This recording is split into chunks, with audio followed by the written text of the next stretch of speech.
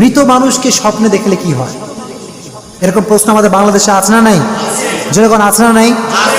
মৃত ব্যক্তিকে স্বপ্নে দেখলে কি হয়, এটা আমরা কিছু কথা বলবো, বলেন ইনশাআল্লাহ। আল্লামা শিরিন রহমতুল্লাহি আলাইহি একটা বই লিখেছেন স্বপ্নের ব্যাখ্যার ক্ষেত্রে, একটা বই, এবং এই বইটা খুব গ্রহণযোগ্য, অ্যাকসেপ্টেবল একটা বুক। এই বইয়ের ভিতরে অনেক সুন্দর সুন্দর ব্যাখ্যা দেওয়া হয়েছে, যে ব্যাখ্যাগুলো আসলে সত্য, এবং ওলামা একরাম বলেছেন এই ব্যাখ্যাগুলো খুব গ্রহণযোগ্য।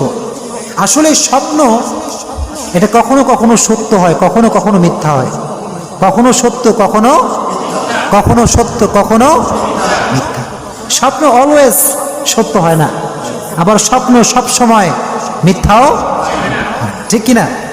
এজন্য স্বপ্ন দেখলেই আপনি ভাববেন না যেটা আমার সঙ্গে হয়েই ছাড়বে, এরকম কোনো ভাবার আশঙ্কা নেই। তবে এই কথা মনে রাখতে হবে, মানুষের জন্ম মৃত্যু সমস্ত কিছু একজনের হাতে, তিনি কে? আমাদের অনেকের আব্বা মারা যায়,